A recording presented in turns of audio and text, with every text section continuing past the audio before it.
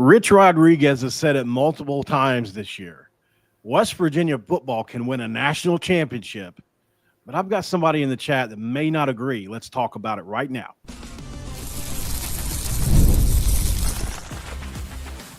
You are Locked On West Virginia, your daily podcast on the West Virginia Mountaineers, part of the Locked On Podcast Network, your team every day.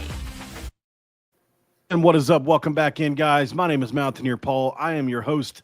Welcome back into Locked On West Virginia, baby. We're talking West Virginia football again today, and excited to do so. But before we get there, let's acknowledge the channel sponsor in FanDuel. And did you know right now on FanDuel, you can win $200 in bonus bets if your first $5 bet wins, but you can't win if you don't play. So make sure you head to FanDuel.com to get started today, guys. I've got somebody cool on the show today, somebody that loves tape, and you guys know that makes him a kindred spirit with me.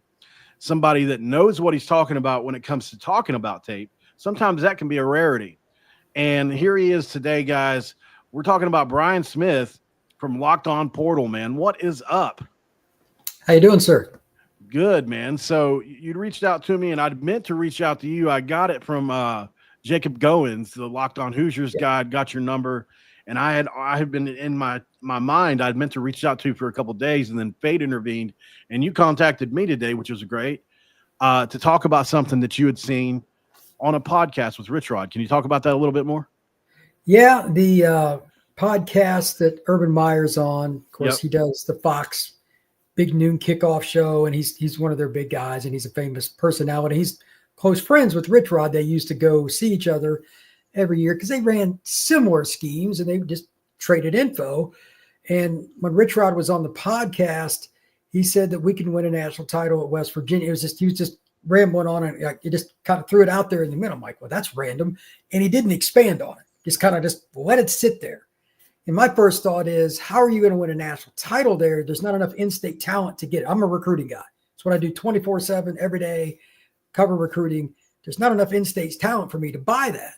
Then I thought about it a little bit, and I'm like, well, with the portal, changes things some. Right. And he actually understands what it looks like. He's coached at West Virginia, at Michigan, Tulane. He's been all over the place, and he's done a great job of recruiting down south over the years. Maybe he knows something, but my big thing is if you're going to win it at West Virginia, you've got to change the O-line, especially D-line recruiting. They're not recruiting at a high enough level. Based on the info over the last 25 years, it's pretty straightforward. The guys in the top 8 to 10, they're the ones that compete for titles. But with Rich Rod's offense, it's so unique in how he recruits. Like, they'll get kids from Florida. They'll get kids from Alabama. They'll get kids from Georgia that other schools don't. He's a pretty good recruiter. And him being at Jack State gives him a little bit of chance. But, again, I need to see the proof in the pudding with the O-line, D-line, like the elite kids, before I'm buying that full on. I hope I'm wrong. But college football is very, very small group that usually compete for that title. I'm just curious to see how close they can come and what he's going to do to try to get over the hump. Yeah, so I agree with you in some respects there. Absolutely, I agree about the offensive and defensive line. You can't argue with that. Some would say Neil Brown had his best offensive lines maybe in the history of the school the last few years with the guys we had with Zach Frazier, Wyatt Milam, Doug Nestor, ton of NFL talent. Couldn't go anywhere with it because he couldn't coach, unfortunately. and so with Rich Rod, you have to be able to coach, and thankfully we know he can do that. Nobody questions his acumen, Brian. Now, the way he recruits is different, right? He does like to get what Bob Huggins would call those guys that like to eat cheese sandwiches. He's happy to be here because I've been in JUCO for 2 years or wherever. So I think with Rich Rod, the one thing I'll point out at what, he does things differently. He took Pat White, who everybody wanted to play safety, and said, no, he's a quarterback. Steve Slayton, who Maryland wanted to play defensive back, and said, you're going to be a running back. Owen Schmidt, who was a Division 2 or 3 player at the time, and said, no, you're going to play fullback in this offense. And a guy like Doug Nestor, Jeremy Sheppy, who was playing on the defensive line, and said, you're going to be a guard. You have to do it different if you're at West Virginia in a lot of respects. And one thing I do respect about Rich Rodriguez is he can fill holes differently than other guys can, because at West Virginia, like you said, not a ton of in-state talent. Now, it's gotten better over the last 10 years for sure. Like, we'll at least have 3 or 4 legitimate Power 4 guys a year, if not maybe 10. I don't know, something like that. And then a few guys that ended up being that good that we just never would have saw coming. But absolutely, you have to recruit regionally, obviously, down in Florida. And you've got a few pipelines built that are just natural to West Virginia. Miramar was good for a while, as you know, and different places. But I think the number one case I would give you just first is he's been close before at West Virginia, very close, obviously. 28.5 point favorites against Pitt away. And we all know what happened there in the 13-9 loss that is now legendary and lives in infamy. So I think that's my first point, Brian. What do you say there? I think that you're onto something. It's just that in today's era, it's so weird trying to feel, especially with the house settlement. Like I've been deep diving into that, talking to lawyers and all that. And I know West Virginia, their fan base gets behind the ears. That's not in question. Right. I've been to a game there. I know what it's like, but they need to be ready for anything because I don't trust Congress with any of this. No. But they're going to need their NIL to get over the hump with Florida kids, etc., because it's not an easy place to get to. And a lot of these kids, they couldn't point West Virginia out on a map. And I mean that in a literal sense. Down south, the kids live in very small bubbles. And that's where Rich Rod's going to try to recruit a lot. Now, they just had a nice little run with some recruits just kind of going through their list for the class of 26. And like I was talking to you, they got a kid from Moody High School just outside of Birmingham I like. They got a kid from Montgomery. I live in Alabama. If you can get the Alabama kids, that's Pat White from Alabama. If you can get some of the Alabama kids, that's a great start. And he's got the quarterback from Florida. Like, fits his offense to a T. Now, that may not be the kid for UF, but like you said, they recruit a little different. And it doesn't make any difference. So the star rankings for the way Rich Rod recruits at the skill spots, I don't put a lot of stock in it. But linemen are linemen. I still need to see him take that next step up. I think that he will take some JUCOs and rely on the portal more. Because of the portal, he's got a better shot now than he did the first time around, in my opinion, because it was just straight recruiting then. What they did then was incredible because they didn't get 5-star talent then. They got a lot of 3- and 4-star guys, but they weren't getting the kid that Ohio State, Notre Dame, and Florida State wanted. But they still won. So that's a credit to that staff back then. And I'm sure that he's probably got some of the same principles of what he's looking for now, but he's a more wise coach because he's been around. I'm excited, to be honest, to see Rich Rod back at the Power 4 level, and it's cool. It would be good, in my opinion, for college football if West Virginia was, quote-unquote, more viable, meaning they were a contender. I don't know.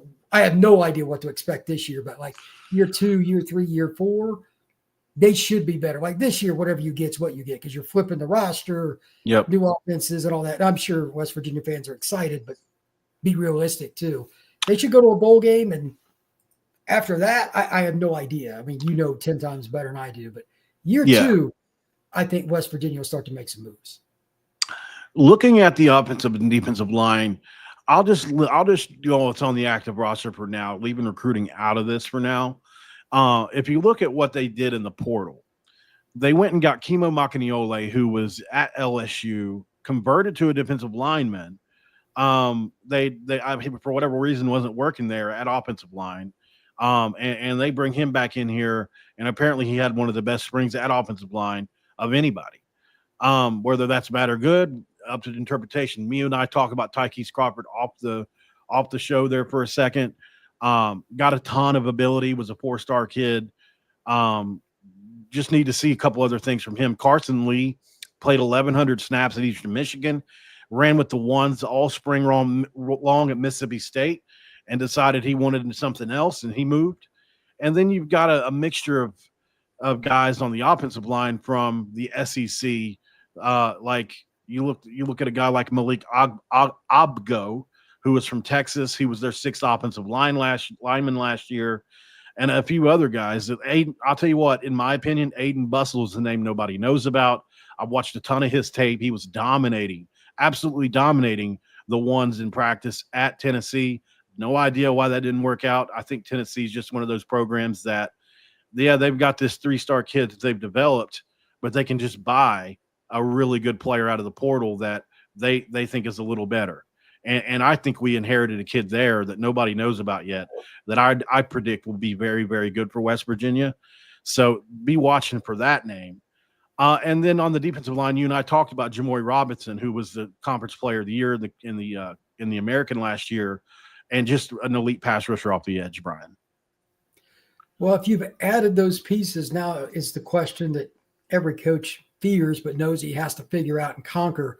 How do all those pieces fit together on a new team? Yeah. And we really don't know hard. until they play. No, we won't know. So, but you're better to have them than not, though. They got more better to have them than not. I think it's, if we're talking national championship, though, this isn't enough. Not this year. Now could we be Arizona State this year? I would not put it past Rich Rodriguez in year one to do something like that. I wouldn't, but my gut isn't saying that. The schedule doesn't really line up right. The last 3 or 4 games are brutal. You've got games in Provo. You've got games against Arizona State down the stretch that make this a really tough task. And those are both going to be really good football teams this year and very good on the offensive and defensive lines, both teams. So, I think that Rich Rod has the coaching ability, the acumen, everything you ask to be good in year one, but national championship, definitely not. Now, in his tenure, because of Ken Kendrick and Pat McAfee and the backing that he has from obviously Kendrick goes to the Diamondbacks as our biggest donor as a billionaire, helps a lot, right? And especially Pat McAfee in the public arena. But I still don't know if that pushes us over the edge to national championship. I do think Big 12 contender every other year or every 2 years, absolutely. I will buy that right now. If you ask me to put it down on the table, I would. I love that point because it's something I was going to ask you. I've had this conversation with Drake Toll, who runs Locked On Big 12, Spencer McLaughlin, Locked On College Football, and different guys that run different sites in the Big 12. That league is annoying in general most years, but especially this year. Why? We're talking about a scenario, 12, 13 quarterbacks that have starting experience, whether they transfer to, it's insane. So this year is going to be a mess. I'm not a gambling guy, but I wouldn't touch Big 12 games with a 10-foot pole this year. And that's the Big 12 in general, but this year it's going to be really hard. So my first question for you when looking at the Nears, do you feel good with the quarterback depth chart as it sits today? We'll get there right after the break, guys. We're at around 12, Brian. So let me hit this thing really quick. That's a great question for right after the break. We'll be right back here on a Locked On West Virginia and Locked On Portal crossover. And this episode of Locked On West Virginia is going to be brought to you by FanDuel, guys. Guys, did you know with FanDuel, they're doing it big right now? The NBA playoffs are in full swing. Every night's going to deliver, and you got highlight-worthy performances, major momentum shifts, and can't-miss moments. And whether it's a game-winning shot, a breakout player, or what have you, there's never been a better time to get in on the action. FanDuel does make it easy than most. And if you want to stay in the game before tip, live, whenever, you got player props, performance trends, same-game parlays. You've literally got more ways than ever to play smart and win big. And listen, if you got a read on who's heating up, why not back it up with the same game parlay? Because everybody needs $200 in bonus bets. Am I right? If you're new to FanDuel, it's the perfect time to sign up. You can head over to FanDuel.com, place that first $5 bet, and if it wins, you get $200 in bonus bets. It's that simple. Make every moment more today, not yesterday, not tomorrow, today with FanDuel, an official sportsbook partner of the NBA. It's segment 2. Let's crack a do with Brian Smith, man, over on the Locked On Portal podcast / YouTube show, man. What do you got going on over there right now? What do I not have going on right now? Because trying to think about it, 65, 68, I forget what the number is, of Power 4 teams. The next 2 to 3 weeks is by far the heaviest point of the year for recruiting. Yeah. Between now and about July 10th, there will be roughly 400 kids that commit in the Power 4, 300 minimum. So I cover recruiting nationally. So it's a little overwhelming. I would imagine. Big commitment tonight with the kid from Texas. It's going to go to Kansas, Michigan, or Notre Dame. And it's just that way every few hours. So it's a lot of information, a lot of phone calls, a lot of text messages. West Virginia's in that too. Like it's just a little bit of everything. So it's wild, man. So do you have to be pick and choosy with what shows you do? Like, I mean, do you have to gauge on which audience is biggest for this specific recruit, or how does that work for you? Like as a content creator? It does to a certain degree. Like certain fan bases are just bananas. Texas, Notre Dame, Ohio State, those are just locked. Georgia, Bama. Yeah, you could say head coach mows lawn and people will watch. Oh gosh. Yeah, there's certain fan base. They're a little different. You know what I mean? But it also depends on where the kid's from, the high school position, like quarterback recruiting. State, I guess, too. The market. Yeah, sure. So okay. Well, to answer your question, you'd asked before the break about the quarterback depth chart, and it's an interesting room this year. Obviously, Nico Marchiol, you've covered recruiting. You probably know that name. Arizona Gatorade Player of the Year, has sat behind Garrett Green and others. A lot of people felt like Neil Brown made a mistake in not playing him sooner. He is undefeated as a starter. He has a lot of ability. A lot of people believe he'll be good in Rich Rod's offense because he is a dual threat player. More along the lines of what he had last year in Huff, one of the like a 4'6", 4'7" guy, maybe like a Tim Tebow-esque, if you will, like a lefty that can run with power, has got some speed, but is more of a power guy that's going to get you 15, that's going to make it really hard on you over the course of 70 snaps or whatever. Or Jalen Henderson, a kid that I interviewed the kid. I asked him myself, because Jimbo Fisher went and got him out of Fresno. He had barely ever played a snap for Fresno, and he somehow transfers up to Texas A&M because he was behind the kid that plays for the Saints now, right? And so how does that work? How do you not play and still transfer up to a place like A&M unless you're really good? And that was the word, was he was really good. And then when he finally got to play at A&M, he proved why he was really good. Unfortunately, he got that, it's called a humerus fracture on his arm there, and it kept him out. And I'm a big believer of his. Honest, he's more of what he's had in the past, a true dual threat player. And then there are some freshmen in the room I think that I'm really excited about too. Max Brown's a name that was at Florida as well, by the way. I forgot to mention him, but he was at Charlotte, but he's had major interception problems and arm talent's there. Interceptions, I don't know. And then you get to guys like Scotty Fox and Max Anderson, who I really like as freshman quarterbacks, but I wouldn't imagine would play into the race this year. But yeah, it's definitely a 2-horse race, I think, Brian, between Nico and Jalen. And I don't think anybody in the fan base could tell you which way that's leaning right now. Well, my guess is Rich Rod will give both a chance in fall camp. And my guess is also that one or both will play early in the season. Right. The pit game or whatever will dictate who ends up being the guy. But probably a good guess. It's his offense, so much of it is predicated on the player at the quarterback position making decisions in the moment. That's not a Rich Rod thing. That's, you're a great athlete. I've given you the chance with all the people around you. You just got to make smart decisions. But they can't figure that out just in practice because you can't have your quarterbacks getting hit in practice. It's just not the same. Right. So that's the frustrating part about quarterback battles. Like you can't have them get hit because when one goes down, then your options are over. So it's interesting. But Pittsburgh, like they play them again this year early on, I assume. I haven't looked at the schedule, but week 3, which is silly, should be in rivalry week with everybody else's game. Yeah, but Pittsburgh's going to have a real defense. They've got some athletic guys, and they're aggressive. They're well coached, so the quarterbacks will be challenged. And to help them out, I'm just going to ask you. You said a few minutes ago before we went to break that West Virginia's had a really good O-line the last few years, and that's fact.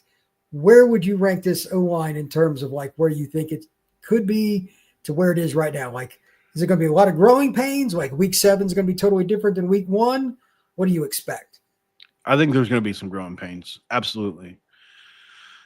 Now, could we be getting some problems fixed by week 3 in Pittsburgh? I think so, because fortunately, Rich Rod's offense from an O-line perspective is fairly easy to run. There are some things that could happen, Brian, that could make this go a lot smoother. Number one, Landon Livingston, who is the incumbent at center, if somehow he's able to keep that job and fight off a couple guys, that helps a lot because he's been here. He's been at West Virginia a long time, and it would just be an easier transition for a guy that's played at West Virginia, been with Rich Rod since he got here, not just transferring in. Nick Cray is also in that same situation at left tackle. If you're looking at the rest of the offensive line, obviously you can't forget about Xavier Bosley, who was a freshman All-American with Rich Rod at Jacksonville State. But here's the thing. He literally, I think we went out and got it. I think, what was it, 14, maybe 16 offensive linemen in the portal. If you've got 3 guys that you can count on, that you pretty sure you can count on, you get 16 guys, and this is the thing. Most of those guys were added after the spring period, after they'd evaluated some. That tells me a story. That tells me that he wasn't happy with what he saw in the spring, or they didn't have enough bodies and they just wanted to. But the thing is, they didn't just bring in bodies. They brought in starter caliber players. So, you're bringing in Ogbo, who was the 6th offensive lineman at Texas, who was a playoff team last year. That's not a bad football player, right? This is a kid who's a 4-star player. Tykees Crawford is a 4-star player that started at Arkansas. You're not bringing him in to sit on the bench. So I think that there's a lot of potential here for that offensive line. But at the same time, I think it would be better off if some of these kids that were already here would perform, like especially Bosley, who I had penciled in as an All-American at West Virginia based on his Jack State stuff. I don't know what's going on there. I don't know if he was injured during the spring, and he and I had been close in the past at points, and he's kind of kept that tight to the vest, which is all in him to do that. So I don't have a ton of answers for it. But if he works out, it helps a lot of things, Brian. No, that's the guy that sets the line calls. And it's good to have a veteran voice that knows that locker room, that knows that city, that knows that institution. Your center is such an important part of your offense. And sometimes of your captain, like if you could have a center that's a senior like him, that's a captain or something, or at least like a leader. I don't know if he'll make the captain. That's a big deal. That'll help. Now, the other question I have with that offensive line, you mentioned all the talent, and this is where the chess comes in. I don't know who their O-line coach is or any of that. It doesn't matter. Which guys play where and why. O-line is 5 guys trying to play as one. I've been around a million O-line coaches, and it's basically that phrase is what I don't care if you run zone, man, or both. If you are not ready to help your brother to each side with little things, if you're disgruntled, you're not playing left tackle and you're playing left guard, that stuff will get you wrecked real quick in Power 4 football. You'll be down 31-10 real fast. Yeah. So that's the stuff you just don't know that you were just talking about. And it's why, in my opinion, college football is the greatest sport on earth, because there's so much unique uncertainty. It's so fun. many unique pieces. Yeah. Yeah. It's just really, really hard, because even by the old standard, it's 85 scholarships. It's going up now. We can talk about that on another pod. For like, how many will West Virginia actually use on scholarships and all that? Yeah, that's a lot of tricky bookmaking happening. You know that, right? Oh, yeah. Because it costs, I think, $30,000 less to just sign a kid to play at West Virginia than it does to give him a scholarship, right? So, a lot of times it's like, hey, would you mind coming off the books? We're going to pay you. It's going to save us money, like that kind of thing. And I think it's happening everywhere. People are trying to figure out how to make the most bang for their buck. You're better off not being scholarship. Are you okay with that? That's one of those things that people don't like you to talk about exactly, but I don't mind talking about it. I think it's happening. Why not talk about it? Yeah, well, that's part of college football. It's been a part of it, right? It's just the way it is. We'll go to one more quick break, guys. 6 seconds. We'll be right back. We'll keep talking about these Mountaineers. It's going to be fun. Stick around, guys. It's Locked On West Virginia and the Locked On Portal crossover.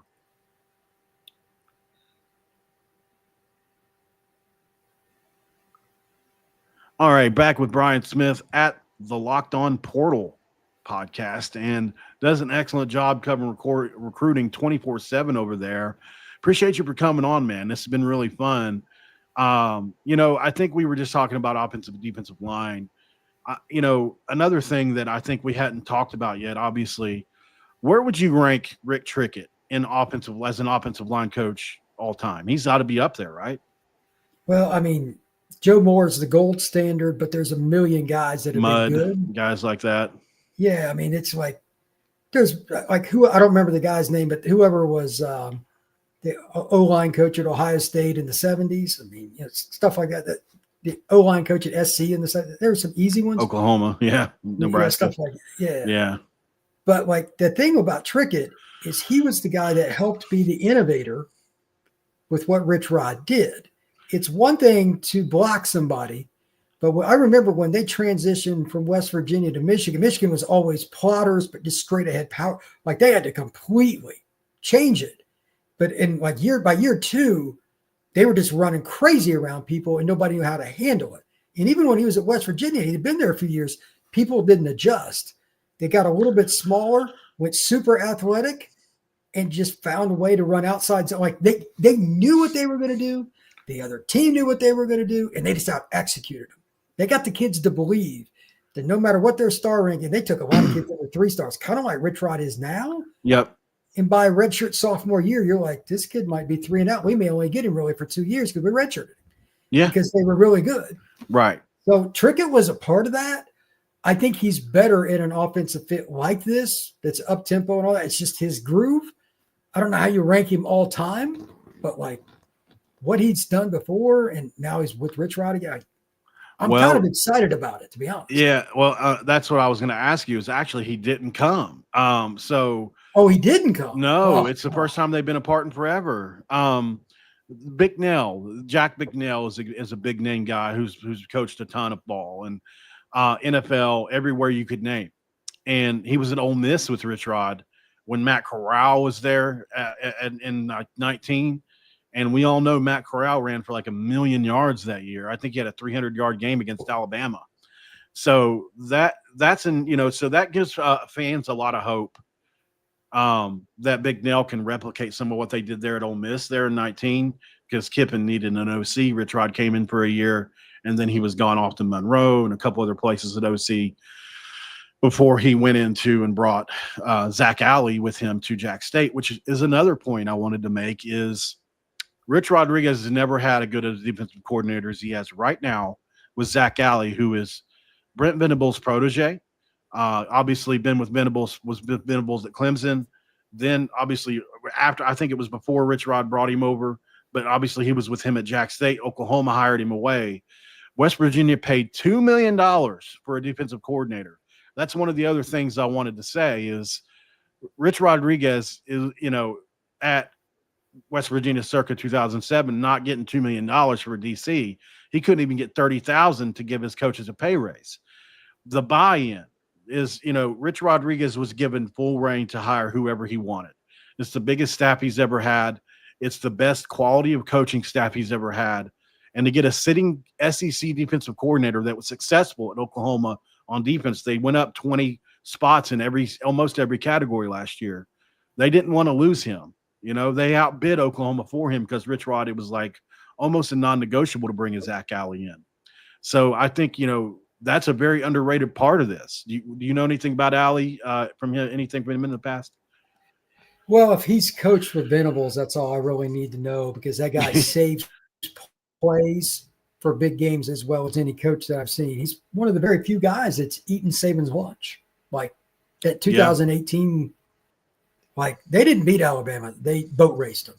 That's one of like 1 or 2 games that Alabama got boat raced when Saban was there. That's the defense coordinator, and he's the protege of that guy.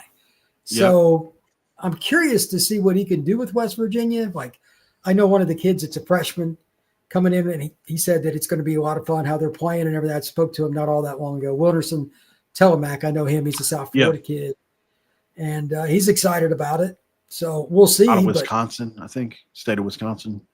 No, he's South Florida. Florida he was kid. committed to Wisconsin. That he flipped. That's what it was. Yeah, that's what. Yeah, he's from Miami, but he's a kid that is ready to roll, and he's a really athletic kid that can play edge. And I imagine they're going to move some fronts and do some things because that's what Clemson did. And especially if you don't just have like the monsters that like a Georgia or Texas does, you got to do that a little bit anyway. But let's see how creative they get with the second and third level blitzes. That's what I'm curious about. Are they going to be able to install a ton of their stuff? Again, this is why college football is the most entertaining sport on earth. There's so much uncertainty that's entertaining. It's not just that we don't know, but it could be great. But he's got a challenge ahead of him because everybody's installing all their schemes for special teams offense too. So that's the fun part of it. West Virginia is going to be a fun watch. they're on record in saying they want to be the most aggressive defense in the conference. That's what they want to be. Zach Holly runs a ton of blitzes. That's what they do. Rich Rod, he said the one thing they don't want to do here is sit on their heels. They want to force the action. And that does work. If you can, you look at like what a Heacock has done at Iowa State or something like that, that 3-3-5 that forces the action. The Alley runs a little bit different style of a 3-stack defense, but it still works, and it's been very successful. They did it well at Oklahoma last year. So we're excited to see it, Brian. I appreciate you for coming on. I don't know if we ever got to the answer of whether he'll win a national championship at West Virginia or not. I think we'll find that out soon, within the next 3 to 5 years for sure. The window's not huge for Rich Rod at 62. So he's a young 62, in my opinion. Really, he is. So we'll see. He's got a lot of vibrant personality left in him. He does. Tell everybody what you're doing and where you're at, man, because obviously you're on X too. We've spoken there. Yeah, sure. I am the Portal Podcast. We are 7 days a week, just like Mountaineer Paul. There's some kind of podcast coming up. Recruiting, NIL, transfer portal.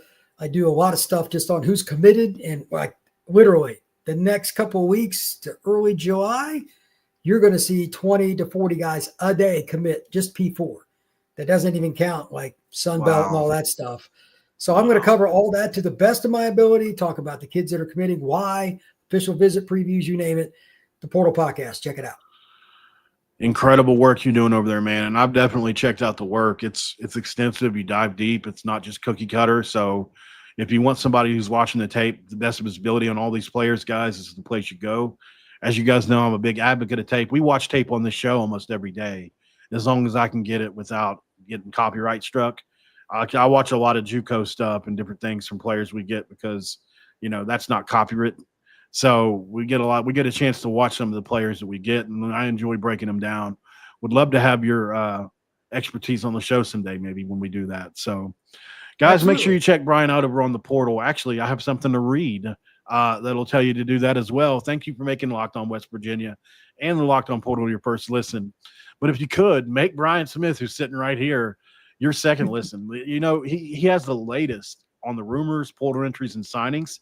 And you can be the most informed fan on the rapid changes to the college football landscape today. You got to find the portal on YouTube or wherever you get your podcasts. Don't do it yesterday. Do it the day before yesterday. Brian Smith is where you want to be. And I want to thank everybody over on X, those of you on TikTok, and also here on YouTube. A few hundred people at this time of the day will take it. Brian, thanks for coming on, man. It's been really fun. Yeah, appreciate it. Look forward to doing it again. We got one fan asking you a question here. Do you have any thoughts on Jaheim White? I mean, the running back of West Virginia. Yeah, right. He can fly. Yeah. I mean, my question is very similar to what it would be for any other running back like him. How much can he handle between the tackles, short yardage? Is that going to beat him? Because if he gets out in space, he's a rabbit. Nobody wants to catch him. Who's going to be their short yardage back? Is it going to be like, are they going to run two back stuff? Or are they going to, Rich Rod's creative, but how they use White on third and short is going to be fascinating. I think they'll still run speed sweeps, speed option, revert, do some different things, but you need a power back to it. He's always had one in some way, shape, or form. And plus, you had guys like Pat White too. That certainly helps. Really tough yardage kid. Yeah. Yeah. So if they can supplement him with another guy that's 6'2", 200, more of a traditional back, West Virginia could run for 250 a game. It wouldn't surprise me. Brian Smith, man, he knows what he's doing, what he's talking about. We'll talk to you guys later. I'm going to be doing a show on the Phil Steele magazine here in just about an hour or so. West Virginia picked dead last from Phil Steele. I've got some words for Phil Steele. We'll cover that next, guys. Stick around in about an hour, and I'll see you then. Thank you so much, Brian, for coming on, and we'll see you guys on the next one. We're out.